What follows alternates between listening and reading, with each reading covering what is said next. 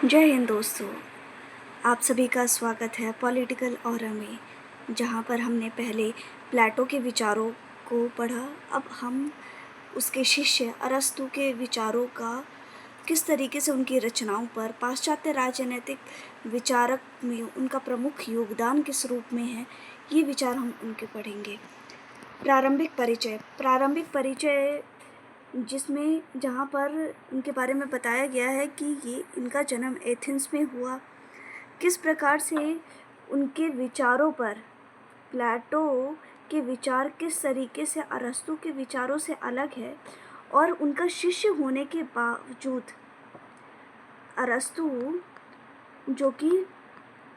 अरस्तु प्लेटो के शिष्य थे और उसके बाद भी उनके विचार अपने शिक्षक के जैसे सेम नहीं थे, बल्कि उससे अलग थे। किस तरीके से उन्होंने अपने विचारों में वैज्ञानिक तरीके का प्रयोग किया, आगमनात्मक पद्धति का प्रयोग किया। ठीक है। 384 ईसा पूर्व में स्टैगिरा में इनका जन्म हुआ। चिकित्सा विज्ञान में रुचि, क्योंकि इनका जो परिवार घराना था वो चिकित्सक राजवैद्य का कार्य था, जिसकी वजह से उस विज्ञान का प्रभाव रचनाओं पर भी पड़ा। ठीक है। प्लेटो का प्रिय शिष्य था और शिष्य होने के पश्चात भी उन्होंने स्वतंत्र चिंतन में विश्वास रखा, और जिसके कारण प्लेटो के कुछ आदर्शों का उन्होंने विरोध भी किया। बिल्कुल पूरी तरीके से अगेंस्ट ना होकर कुछ एक तरीके से जहाँ पे सुधार होने चाहिए थे, उस तरीके के सुधार इनके विचारों में मिलते हैं। राजा के आमंत्रण पर सिकंदर महान को, ठीक है, राजा ने आमंत्रित किया था, जिसके कारण उन्होंने सिकंदर महान को पढ़ाने के लिए वो मैसिडोनिया गए। ठीक है। लिसियम एकेडमी, जो कि बहुत इम्पोर्टेंट है, क्योंकि ये भी पूछा जाता है कि अरस्तु ने किस एकेडमी की स्थापना करी, तो वो है लिसियम की। ठीक है। ये एक शिक्षण संस्थान था। फिर तुलनात्मक राजनीति का जनक कहा जाता है, क्योंकि इन्होंने 158 देशों के संविधानों का तुलनात्मक अध्ययन किया। ठीक है। इन्होंने 158 देशों के संविधानों का तुलनात्मक अध्ययन किया। आगमनात्मक पद्धति का प्रयोग किया। ये भी पूछा जाता है कि निगमनात्मक पद्धति का प्रयोग किसने किया, तो ये मैच के उसमें आ जाता है, निगमनात्मक और आगमनात्मक इसको याद ऐसे भी किया जा सकता है कि अरस्तु है और आगमनात्मक है। ठीक है। और जबकि प्लेटो निगमनात्मक है। ठीक है। राजनैतिक विज्ञान का जनक कहा जाता है इन्हें। फिर प्रथम राजनैतिक वैज्ञानिक, इनको इस नाम से भी उपाधि दी गई है कि प्रथम ये राजनैतिक वैज्ञानिक है, और विश्लेषण पद्धति का प्रयोग किया, और 158 देशों का। ये भी है कि इनके विचारों में 158 देशों के संविधान का प्रयोग तुलनात्मक अध्ययन के लिए किया गया। राज्य की उत्पत्ति, अब इनके विचार के अनुसार राज्य की उत्पत्ति क्यों हुई है, कैसे हुई है, किसका रूप है, तो इन्होंने जो ऐतिहासिक विकास का परिणाम है, जिसकी शुरुआत परिवार से, यानी प्रमुख संस्था क्या है, परिवार है। ठीक है, फैमिली है। और इन्होंने कोई समझौता सिद्धांत, कॉन्ट्रैक्ट या फिर दिव्य सिद्धांत जैसी चीज़ों की बात ही नहीं करी। इन्होंने राज्य को आंगिक माना है। ठीक है। परिवार व्यक्ति के समस्त आवश्यकताओं की पूर्ति नहीं कर सकता। कुछ ऐसी भी आवश्यकताएं हैं जिनको केवल राज्य प्रदान कर सकता है। राज्य जो कि जीवन की सुरक्षा भी देता है, किस तरीके का अच्छा जीवन दिया जाए, इसके बारे में भी इनके विचार काफ़ी संगत प्रतीत होते हैं कि किस तरीके से अच्छा जीवन, और इसके साथ ही साथ उसकी जो आध्यात्मिक विकास है, आध्यात्मिक क्षमता है, उसका विकास करना, और नैतिक, तीन चीज़ें हैं। समाज में व्यक्ति को जीवन, समाज और नैतिक तीनों वस्तुएं प्राप्त हो जाती है, किसके अंदर, राज्य के अंदर, और राज्य ही आध्यात्मिक क्षमता का विकास उसके संरक्षण में ही होता है। अरस्तु के अनुसार राज्य का अस्तित्व केवल जीने के लिए नहीं, क्योंकि अगर व्यक्ति है तो वो जी तो लेगा, लेकिन अच्छा जीवन कैसे जिएगा, ये महत्वपूर्ण है। एक अच्छे जीवन के लिए राज्य का होना ज़रूरी है, क्योंकि बहुत सारे कार्य हैं जो कि परिवार जो चाहता है, उसके बाद भी राज्य उस पर एक संरक्षण प्रदान करता है और उसको सरल बनाता है जीवन को, जिसके लिए राज्य की आवश्यकता है। ठीक है, उन्होंने एक उद्देश्यवादी तर्क कहा है कि सभी वस्तुएं अपने लक्ष्य को प्राप्त करने के लिए, ठीक है, अग्रसर होने में दृढ़ संकल्पित है। इसके साथ ही सभी वस्तुएं अपने अंत को प्राप्त करने पर ही सच्चे स्वरूप को प्राप्त कर पाती है। यानी कि अगर जीवन जीना है, व्यक्ति है तो जीवन तो जी लेगा, लेकिन अच्छा जीवन किस में जिएगा? वो राज्य के संरक्षण में। उसी तरीके से हर चीज़ का एक लक्ष्य होता है, हमारा भी एक लक्ष्य है। जब हम उस लक्ष्य को प्राप्त करते हैं, उस लक्ष्य को प्राप्त करने के लिए मेहनत, ठीक है, उस लक्ष्य को प्राप्त करने के लिए मेहनत की ज़रूरत है, और उस मेहनत से ही आप अच्छा जीवन अपने लिए तय कर सकते हैं। तो राज्य जो है वो मनुष्य का सच्चा स्वरूप है, जो कि इनके विचारों के आधार पर कहा गया है। और मनुष्य राज्य से अलग नहीं रह सकता है, क्योंकि अगर अच्छा अलग तरीके से रह रहा है, या तो वो पशु है या फिर वो देवता है, ठीक है। राज्य के बिना व्यक्ति, ये सेंटेंस भी हमने इसमें मेंशन करा है कि ये कथन किसका है, तो ये अरस्तु के विचारों में है कि ये विचार किसके हैं, तो वो इनके हैं, अरस्तु के, जिन्होंने कहा है कि राज्य के बिना व्यक्ति या तो पशु होगा या देवता। राज्य एक स्वाभाविक संस्था है, आंगिक संस्था है, जहाँ पर मनुष्य का विकास और वृद्धि, ठीक है, वो केवल एक चरण तक सीमित ना हो करके वो प्रत्येक चरण पर देखने को मिलता है, कि जहाँ पर व्यक्ति का विकास राज्य के अधीन होता है। तो इसीलिए राज्य की उत्पत्ति कैसे हुई है? राज्य क्या है? आंगिक है और स्वाभाविक है, और इसी के अंदर व्यक्ति का विकास, उत्तम जीवन यहीं पे मिलेगा व्यक्ति को, इनके संरक्षण में, ठीक है। फिर राजनीति विज्ञान, अब इसमें राजनीति को विज्ञान बनाने का श्रेय अरस्तु को जाता है। अरस्तु ने ही जिस तरीके से वैज्ञानिक पद्धति का प्रयोग अपनी रचनाओं में किया, ठीक है, वैज्ञानिक पद्धति का प्रयोग अपनी रचनाओं में किया, और किस तरीके से उन्होंने उसको एक नए रूप में, प्लेटो से अलग, प्लेटो जिन्होंने दार्शनिक तत्व उनके विचारों में ज़्यादा थे, जबकि इनके विचारों में दार्शनिक तत्व उस तरीके के नहीं थे जो कि प्लेटो ने अपनाए। कहाँ तक व्यवहारिक है, कहाँ तक वैज्ञानिक है, ये इनकी रचनाओं से स्पष्ट रूप से देखने को भी मिलता है। राजनीतिक विज्ञान को विज्ञान की श्रेणी में रखने का प्रमुख कारण है कि अरस्तु की जो पद्धति है वो, क्योंकि उनकी पद्धति वैज्ञानिक थी और साथ ही आगमनात्मक पद्धति थी। आगमनात्मक पद्धति क्या है कि विशेष से सामान्य की तरफ जाता है। विशेष से सामान्य यानी अगर कोई प्रमुख चीज़ है, अगर आप एक टेबल की चर्चा करते हैं तो टेबल के पीछे क्या है कि उसके पीछे ये विचार पहले है कि किस तरीके से उसके पिलर खड़े किए जाएंगे। उस पिलर के बेस पर ही वो एक खाका तैयार किया जाएगा, और जिसके हिसाब से वो स्थायी रूप में खड़ा रहे।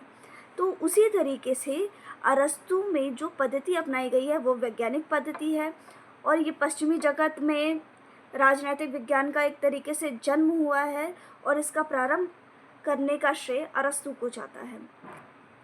ये हमने पहले ही देखा कि प्लेटो का शिष्य था।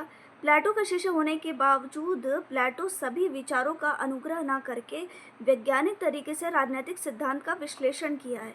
ये इम्पोर्टेंट है कि मुख्यतः ज़्यादातर ये होता है कि कोई भी शिष्य अपने शिक्षक से ज़्यादातर विचारों को ग्रहण करता है, और उसी विचारों के प्रभाव से वो अपने विचार को प्रतिपादित करता है।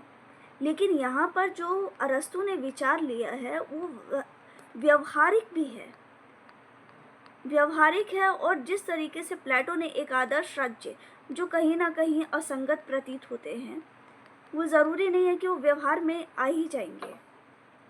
वो काफ़ी दार्शनिक सिद्धांत है, लेकिन यहाँ पर कुछ व्यवहारिक सिद्धांत है। व्यवहारिक अर्थात वो जो व्यवहार में लाए जा सकते हैं, एक ऐसे चीज़ों की कल्पना, एक ऐसे विचार की कल्पना जो कि पूर्णता होने में संभवतः ना हो, बल्कि पूरी तरीके से संभव हो, ठीक है। राजनीतिक विज्ञान का उद्भव पश्चिमी जगत में हुआ, जिसका श्रेय अरस्तु को जाता है। प्लेटो का शिष्य होने के पश्चात भी उन्होंने उसके विचारों को पूरी तरीके से ग्रहण ना करके वैज्ञानिक तरीके से राजनीतिक सिद्धांत का विश्लेषण किया। अरस्तु के पूर्व, ठीक है, प्लेटो, यहाँ पर यह है, प्लेटो ने राजनीति पर विचार प्रस्तुत किया, किंतु उसके संपूर्ण ज्ञान पर कल्पना पर आधारित थी। ठीक है, अरस्तु के पूर्व राजनीतिक चिंतन तो था, परंतु राजनीति विज्ञान नहीं था। ठीक है, राजनीतिक विज्ञान नहीं था, राजनीतिक चिंतन तक ही सीमित था वो। लेकिन वैज्ञानिक का श्रेय अरस्तु को जाता है और स्वतंत्र विज्ञान का श्रेय अरस्तु को जाता है। ठीक है, अरस्तु प्रथम राजनीतिक वैज्ञानिक। ये भी कथन इम्पॉर्टेंट है कि मैक्सी ने ये कथन कि प्रथम राजनीतिक वैज्ञानिक की उपाधि किसने दी, तो वो मैक्सी ने दी, क्योंकि उन्होंने वैज्ञानिक पद्धति का प्रयोग किया, दर्शन तत्व को किस तरीके से व्यवहार में लाया जा सकता है, और प्लेटो के शिष्य होने के पश्चात भी उनके विचारों में जो अलगपन है वो भी हमें देखने को मिलता है। ठीक है, राजनीतिक विज्ञान को स्वतंत्र विज्ञान का श्रेय दिया जाता है अरस्तु को। ठीक है, इसके साथ ही अब सार्वजनिक वस्तु नहीं है। क्या ये सार्वजनिक नहीं है? सार्वजनिक वस्तु नहीं। अरस्तु ने अपने गुरु प्लेटो के विचारों को उस प्रकार अनुग्रह नहीं किया जिस प्रकार प्लेटो ने यह विचार दिया कि संपत्ति और परिवार का, अर्थात साम्यवाद का विचार, साम्यवाद का विचार जिस तरीके से प्लेटो के विचारों में हमें देखने को मिलता है कि स्पार्टा से किस तरीके से और एथेंस से किस प्रकार से जो विचार और जो दियोन के साथ जो घटना है जिसके कारण उन्होंने, प्लेटो ने साम्यवाद का विचार दिया। ये साम्यवाद का विचार अरस्तु ने उसी रूप में स्वीकार नहीं किया जिस प्रकार से प्लेटो ने स्वीकार किया। ठीक है, संपत्ति और परिवार का साम्यवाद का विचार उन्होंने सेम एज इट इज प्लेटो की तरह अनुग्रह नहीं किया है। ठीक है, तुलनात्मक राजनीति का जनक, ये ज़रूरी है क्योंकि अरस्तु का सबसे पहले अगर कंपैरेटिव पॉलिटिक्स में पढ़ा जाए तो कंपैरेटिव पॉलिटिक्स के जो जनक है वो अरस्तु को माना जाता है, क्योंकि इन्होंने 158 देशों, जो कि सबसे बड़ी बात है कि किसी भी देशों की व्यवस्था को समझने के लिए संविधान एक प्रमुख है, तत्व है, क्योंकि बिना संविधान को देखे किसी भी राजनीतिक व्यवस्था को समझना बहुत ही मुश्किल है। फिर भी उन्होंने 158 देशों के संविधानों का तुलनात्मक अध्ययन किया और जो चीज़ें वो उनको अनुग्रहण करनी थी, किस तरीके की व्यवस्था सही है, किस तरीके की व्यवस्था का क्या प्रभाव पड़ेगा, ये विचार हमें अरस्तु के रचनाओं में और उन रचनाओं के माध्यम से व्यवहार में किस तरीके से लाया जा सकता है, वो चीज़ हमें इनसे देखने को मिलती है। गणित को छोड़कर मानव जीवन और प्राकृतिक विज्ञान के हर क्षेत्र को उन्होंने वो किया, अफेक्ट किया। ठीक है, दर्शन, साहित्य, यंत्र विज्ञान, ये सारी चीज़ें जो है, ठीक है, विज्ञान, भौतिक शास्त्र, शरीर विज्ञान, खगोल विज्ञान, शासन कला, आचार, ये सभी का उनके विचारों पर प्रभाव पड़ा है। महान दार्शनिक चिंतक थे। मैक्सी ने उन्हें सर्वज्ञ गुरु कहा है और दांते ने इन्हें ज्ञाताओं का गुरु। ठीक है, ये दो कथन इसलिए मेंशन करे हैं क्योंकि ये कोटेड में आ सकता है कि सर्वज्ञ गुरु की उपाधि किसने दी और ज्ञाताओं का गुरु किसे कहा जाता है, तो उसका आंसर अरस्तु रहेगा। ठीक है, और फॉस्टर ने क्या कहा है? फॉस्टर ने अरस्तु को मानता है कि रचनाओं की, उसकी जो रचनाओं में जो प्रमुख तत्व है, ठीक है, उनकी रचनाओं में है, ना कि उनके जीवन में। उनके जीवन में क्या है वो नहीं, लेकिन उनकी रचनाओं से बहुत कुछ देखने को मिलता है। उनकी प्रमुख रचनाएं, ये बहुत ज़रूरी है कि उनकी रचनाएं कौन कौन सी है। ठीक है, तो काफ़ी किताबें लिखी है, लेकिन उसमें से कुछ ही प्रमुख हमें करनी है। तो पहले तो ये है पॉलिटी, ठीक है, पॉलिटिक्स इनकी है। फिर कैटेगरीज है, टॉपिक्स है, प्रायर एनालिटिक्स है, posterior analysis, rhetoric, history of animals, ये सारी चीज़ें जिन पर प्रभाव इनका वैज्ञानिक पद्धति का प्रभाव पड़ा है। और metaphysics, metrology, politics, history of animals, politics, कैलो, यूडेमस, द कॉन्स्टिट्यूशन ऑफ एथेंस। ठीक है, अगर ये पूछा जाए कि इनमें से कौन सी रचनाएं अरस्तु की नहीं है, तो इसके लिए ये कुछ प्रमुख किताबें हैं जो कि मैंने इस नोट्स में शामिल किए हैं। ठीक है, दास्ता का सिद्धांत। उस टाइम पे किस तरीके से इन्होंने दास्ता के सिद्धांत को ज़रूरी माना और दास्ता पर इनके क्या विचार है। इनके काफ़ी व्यवहारिक विचार होने के बाद भी कुछ ऐसे विचार हैं जो कि ये करते हैं, इनको आलोचना की श्रेणी में खड़ा कर देता है। अरस्तु के अनुसार दास प्रथा नगर राज्य के संपूर्ण विकास के लिए आवश्यक है। उन्होंने दासता को भी ये कहा है कि ये अनिवार्य है। दासों को यूनानी समाज में प्रमुख योगदान करता है इसके रूप में माना। ये कौन से समाज में? यूनानी समाज में। और ये दास जो है ये महत्वपूर्ण अंग होता है। दास कुलीन वर्ग के लिए अधिक परिश्रम करता है। ठीक है, यानी कि जो दास है वो ज़रूरी है। पहले तो उन्होंने दास को ही इम्पोर्टेंट माना, दास्ता ज़रूरी है।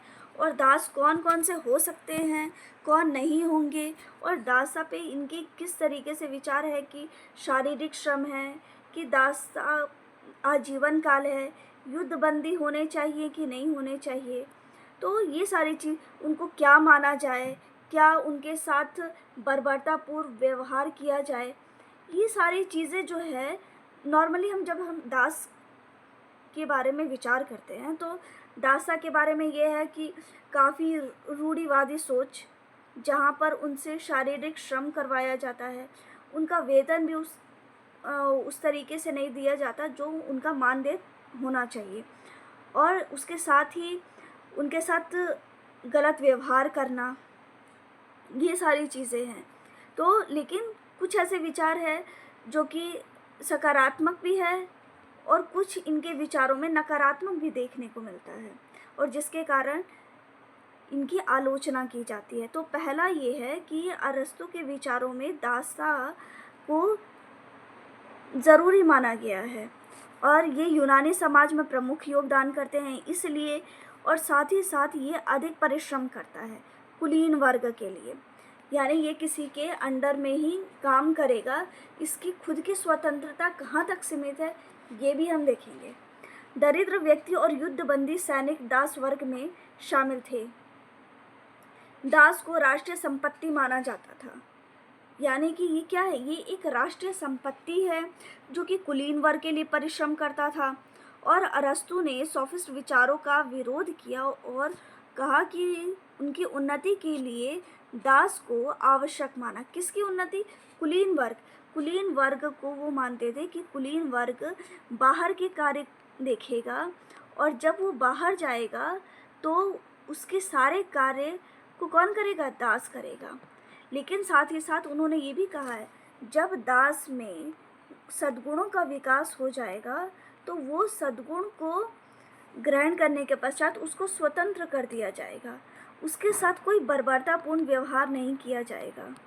ठीक है, अगर कुलीन वर्ग, अगर धनी वर्ग किसी कार्य के लिए बाहर के कार्य करने के लिए जाता है और बाहर के कार्य जब करने में वो पूरी तरीके से सम्मिलित रहता है तो उसके कुछ कार्य जो और भी है घर के हैं, उन कार्यों को करने के लिए दास जो है वो महत्वपूर्ण है। ठीक है, अरस्तु ने सोफिस्ट विचारों का विरोध किया। ये सोफिस्ट विचार जो कि कहते हैं कि दास जो है, ठीक है, दास का जिस तरीके से उन्होंने प्रयोग किया कि दास केवल आजीवन रहेंगे, तो ऐसा नहीं। उन्होंने कहा कि ये कुलीन वर्गों की उन्नति के लिए दास आवश्यक है। अरस्तु ने दास प्रथा को स्वाभाविक, उपयोगी और समय अनुकूल बताया है। ठीक है, क्या है दास? क्या है? स्वाभाविक है, समय अनुकूल है और साथ ही साथ इसको उचित ठहराया है, जिसके कारण इनकी आलोचना की जाती है। ठीक है, दास प्रथा नगर राज्य के संपूर्ण विकास, आर्थिक, राजनैतिक, सामाजिक और सांस्कृतिक जीवन के लिए महत्वपूर्ण है। ठीक है, दासता का विचार इनकी कौन सी रचना में है? तो दासता का विचार इनकी रचना पॉलिटिक्स में है। परिवार संपत्ति का प्रमुख भाग, ठीक है, परिवार जो है, ठीक है, पारिवारिक संपत्ति का प्रमुख भाग क्या है? दास है। जो व्यक्ति प्रकृति से अपना नहीं अपितु दूसरे का है। कोई भी चीज़ जैसे बुक है वो खुद के लिए ना हो करके वो दूसरे के लिए होती है, उसी प्रकार उन्होंने कहा कि दास स्वयं के लिए ना हो करके दूसरों के लिए होता है। ठीक है, यानी कि जो अपना नेचर इन्होंने बनाया है वो दूसरे के प्रति कृतज्ञता के लिए है, ना कि स्वयं के लिए। दास का स्वयं पर कोई अधिकार नहीं है। जिस प्रकार संपत्ति का स्वयं पर कोई अधिकार नहीं होता, उसी प्रकार दास का भी स्वयं पर कोई अधिकार नहीं है, अपितु स्वामी का अधिकार। ठीक है, स्वामी का अधिकार है। और स्वामी का क्या है? दास। ये एक संपत्ति है जिसका प्रयोग केवल संपत्ति स्वामी यानी धनिक वर्ग, कुलीन वर्ग करेंगे और अपने जीवन के लिए। सजीव संपत्ति माना गया है इसको। ठीक है, सजीव संपत्ति के रूप में दास, ठीक है, और पशुओं से श्रेष्ठ बताया है। दास के साथ सौम्यपूर्ण व्यवहार करना, ये नहीं कि बर्बरतापूर्ण, जैसा कि हमने पहले भी अभी मैंने ये डिस्कस किया कि दास के साथ बर्बरतापूर्ण व्यवहार ना करके दास के साथ सौम्यपूर्ण व्यवहार, उसके साथ किसी भी तरीके की ना कोई मारपीट की जाए, ना उसे गाली दी जाए, ना उसके साथ हिंसा की जाए, और उसको सही तरीके से रखना भी ज़रूरी है। जिस प्रकार आप अपने घर की संपत्ति को रखते हैं, उसी तरीके से दास को एक संपत्ति माना गया है। और संपत्ति सजीव संपत्ति के रूप में, निर्जीव संपत्ति नहीं। निर्जीव संपत्ति तो जैसे रखा है आपने वैसे रहेगा, वो कुछ नहीं करेगा। लेकिन जब सजीव संपत्ति है तो उसके साथ कुछ उसकी नैतिकता भी जुड़ी होती है, इसीलिए उस पर कोई हिंसा नहीं, बर्बरतापूर्ण व्यवहार नहीं, किसी भी तरीके का कोई आप इतना ज़्यादा भी ना उससे व्यवहार करें जिसकी वजह से वो कार्य भी सही तरीके से ना करें। ठीक है, दास विवेक को समझ सकता है जबकि पशु अपने मूल प्रवृत्ति के अनुसार कार्य करता है। वो कहते हैं अरस्तु कि जो दास है, ठीक है, ये जो दास है ये सजीव संपत्ति है, और ये जब राजा के संरक्षण में रहता है, कुलीन के संरक्षण में रहता है, तो उससे वो चीज़ें ग्रहण करके दास में एक अलग व्यवहार का जन्म होता है। ठीक है, सद्गुण का जन्म होता है, और जिसके कारण दास में जब पूर्ण तरीके से सद्गुण अगर ग्रहण कर लेता है तो उसको दास से के पद से हटा दिया जाएगा। यानी कि अब वो भी एक सद्गुणी व्यक्ति के रूप में कार्य कर सकता है, समझ सकता है, और साथ ही दास को पशु से श्रेष्ठ माना गया है। क्योंकि दास है वो समझ सकता है, क्यों? क्योंकि वो मानव के जैसा ही होगा, और मानव से ही वो विचारों के साथ साथ कार्य को भी संभालने की योग्यता रखेगा। ठीक है, दास विवेक को समझ सकता है पशुओं की मूल प्रवृत्ति के अनुसार, और जबकि पशु क्या होते हैं? वो मूल प्रवृत्ति के अनुसार कार्य करते हैं, जबकि मनुष्य तो सोच भी सकता है, समझ सकता है, और जिसके साथ वो रह रहा है वो भी समझ सकता है। ठीक है, दास के पक्ष में अरस्तु के विचार। ठीक है, दास को अरस्तु ने स्वाभाविक माना क्योंकि ये प्रकृति की देन है। कुछ व्यक्ति प्रकृति से ही दास होते हैं, जबकि कुछ व्यक्ति शासन करने के लिए पैदा होते हैं। ठीक है, कुछ व्यक्ति शासन। इसके साथ ही ये भी कहा है कि प्रकृति जिन व्यक्ति को विवेक देती है, ठीक है, प्रकृति जिन व्यक्ति को विवेक देती है वे शासक होते हैं। यानी कि शासन करने के लिए विवेक चाहिए, और विवेक जिनके पास होगा वो शासक बनेंगे, और जिनके पास विवेक नहीं होगा और शारीरिक शक्ति होगी वो दासता का काम करेंगे। ठीक है। तो व्यक्ति प्रकृति से जिन व्यक्ति को विवेक देती है वे शासक होते हैं। जिनको केवल शारीरिक शक्ति देती है, जिसमें दूसरों के विवेक को समझने का गुण होता है, वह शासित होते हैं अर्थात दास।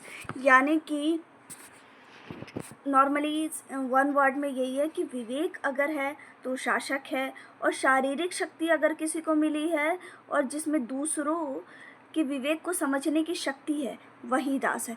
क्योंकि दास जो होता है वो विवेक यानी शासक कुलीन वर्ग उनके विचारों को समझ सकता है, उनके कार्य भी करता है, और जब उस दास में वो गुण जो है वो ग्रहण कर लेता है, उसको सीख जाता है, तो फिर वो दास नहीं रहता, उसको स्वतंत्र कर दिया जाता है। ठीक है। और ये इनका कथन है कि श्रेष्ठ निम्न पर शासन करे, और यही प्रमुख कारण है कि जो श्रेष्ठ है वो निम्न गुणों वालों पर निम्न स्तर का जो बौद्धिक क्षमता है उन लोगों पर शासन करता है। और यही इसके आलोचना का प्रमुख कारण है कि अगर किसी के पास उच्च विवेक नहीं है तो यानी कि वो अगर उच्च विवेक नहीं है तो वो फिर शासन नहीं करेगा, बल्कि वो हमेशा दास रहेगा। यही कथन है जिसकी वजह से हम इसको आलोचना की कैटेगरी में खड़ा करते हैं। ठीक है। तो शेष निम्न पर शासन करे, स्वामियों का दासों पर नियंत्रण होना चाहिए, यानी कि स्वामी क्या करेगा, दास पर नियंत्रण करेगा। ठीक है। फिर प्रकृति ने सभी को समान नहीं बनाया, ये अरस्तु का कथन है। दास स्वामी के लिए, ठीक है, दास स्वामी के लिए लाभदायक है। स्वामी का कार्य नगर राज्य की राजनीति है। नगर के राज्य कार्य में भाग लेकर स्वामी अपना नैतिक उत्थान करता है। ठीक है। यानी जो स्वामी है, ठीक है, यहाँ पर दो ही टर्म्स है, स्वामी और दास। ठीक है। स्वामी जब नागरिक कार्य करने के लिए बाहर जाता है, नगर कार्य के लिए बाहर जाता है, तो दास उसके कार्य को संभालता है। ठीक है। और दास का कार्य क्या है कि स्वामी जब बाहर जाता है तो उसके कार्य को वो करे, ताकि जब वो आए तो उसका कार्य पूर्ण तरीके से मिले। ठीक है। और दास में ये भी गुण होना चाहिए कि वो स्वामी की सारी चीज़ों को समझे। तो ये प्रकृति ने सभी को समान नहीं बनाया है, जिसके कारण श्रेष्ठ निम्न पर शासन करे। ठीक है। दास स्वामी के लिए लाभदायक, स्वामी का कार्य नगर राज्य की राजनीति है। नगर के राज्य कार्य में भाग लेकर स्वामी अपना नैतिक उत्थान करता है। स्वामी का नैतिक उत्थान हो रहा है और इस कार्य हेतु स्वामी को अवकाश चाहिए। अगर वो बाहर जाएगा और नैतिक उत्थान हो रहा है तो इसके कारण उसको कुछ अवकाश चाहिए, और उस अवकाश को वो पूरा करने के लिए दास उसके लिए घर के कार्य को पूरा करेगा। ठीक है। क्योंकि उसके कुछ घर के भी कार्य है जिसको करने के लिए दास ज़रूरी है, और दास सजीव संपत्ति है। अवकाश का तात्पर्य अब ये भी है कि इनमें अवकाश का मतलब नॉर्मली छुट्टी नहीं है, जिस तरीके से हम अवकाश का टर्म यूज़ करते हैं। अवकाश का तात्पर्य विशेष प्रकार की क्रियाशीलता से है। ठीक है। स्पेशल टाइप का जो वर्क है वो है जिसमें मनुष्य अपने सद्गुणों का विकास करता है। ठीक है। मनुष्य क्या करता है, अपने सद्गुणों का विकास करता है, और इस अवकाश का प्रयोग स्वामी नागरिक जीवन का भागीदार बनकर अपने बौद्धिक और नैतिक जीवन का विकास करता है। यानी कि जो अवकाश है नॉर्मली छुट्टी नहीं है, बल्कि जब वो उस छुट्टी उस अवकाश के समय में उसमें वो काफ़ी एक्टिव होता है, और जिसके कारण एक मनुष्य का सद्गुणों का विकास होता है। अगर कोई व्यक्ति किसी सार्वजनिक कार्य में भाग लेता है तो उसके कारण कई जगह पर, कई क्षेत्रों पर प्रभाव पड़ता है, और जिसके लिए उसे पूरा दिन के लिए जाना होगा। अगर आप किसी जगह पर कोई कार्य करते हैं तो घर के लिए किसी को आप रखेंगे। ठीक है। घर पे किसी के लिए रखेंगे या फिर उतना टाइम निकालेंगे, और आप बाहर जाकर के जब उस कार्य को करते हैं तो अपनी एक सकारात्मक भूमिका निभाते हैं, जिसके कारण आप काफ़ी चीज़ें सीखते हैं। आप उसमें नैतिक आपके गुणों का भी विकास होता है, आपके बौद्धिक क्षमता का भी विकास होता है। यानी कि जो क्षमता है उसकी विकास के साथ आपके सभी जो व्यक्तिगत स्तर पर जो प्रभाव पड़ेंगे, बौद्धिक क्षमता का प्रभाव पड़ेगा, ठीक है, नैतिक उत्थान होगा और जो सोचने समझने की शक्ति है वो बढ़ेगा। तो काफ़ी चीज़ों पर प्रभाव ये सार्वजनिक कार्य में भाग लेकर एक धनी वर्ग को या कुलीन वर्ग को जिस तरीके से वो उत्थान करते हैं उसके बारे में ये एक परिप्रेक्ष्य है। आर्थिक और भौतिक आवश्यकताओं की पूर्ति के लिए किए गए कार्य अवकाश में शामिल है। यानी जो आर्थिक और भौतिक आवश्यकताओं की पूर्ति यानी पूरा करने के लिए जो कार्य किए जाते हैं वो अवकाश में शामिल नहीं है, ठीक है। और अवकाश में जो शामिल है वो बौद्धिक और नैतिक जीवन के विकास के लिए हैं। इसके साथ ही ठीक है, अवकाश के अंतर्गत शासन करना अवकाश के अंतर्गत शासन करना, सार्वजनिक सेवा करना, धार्मिक कार्यों में भाग लेना और नागरिकों के साथ सामाजिक संबंध स्थापित करना शामिल है और इन्हीं कार्यों को करने से व्यक्ति नागरिक बनता है।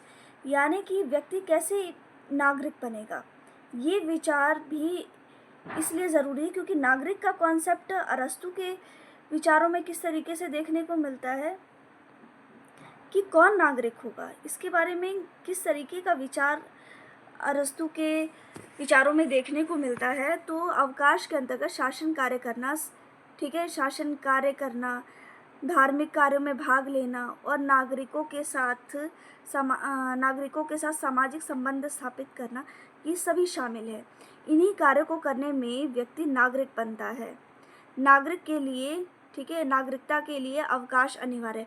इस अवकाश में क्या होता है, नैतिक उत्थान और बौद्धिक क्षमता का विकास, ठीक है, नैतिक और बौद्धिक इन क्षमता का विकास होता है जिसके लिए अवकाश ज़रूरी है। और अवकाश के दौरान जो उसकी क्षमता का विकास हुआ है वही नागरिकता के लिए ज़रूरी है, ठीक है। इसी के साथ हम दूसरे टॉपिक पर अरस्तु के जो और भी विचार है उसका हम और भी अच्छे तरीके से बिल्कुल शॉर्ट नोट्स में, ताकि क्लियरिटी हो, पॉइंट टू पॉइंट हो और अच्छे से कॉन्सेप्ट समझ में आ जाए, ठीक है। इसी के साथ हम यहीं पर अभी समाप्त कर रहे हैं और आगे के लिए आप इसको कंटिन्यू देखें और नेक्स्ट टॉपिक आपका नेक्स्ट वीडियो में। थैंक यू और सब्सक्राइब करें। Thank you.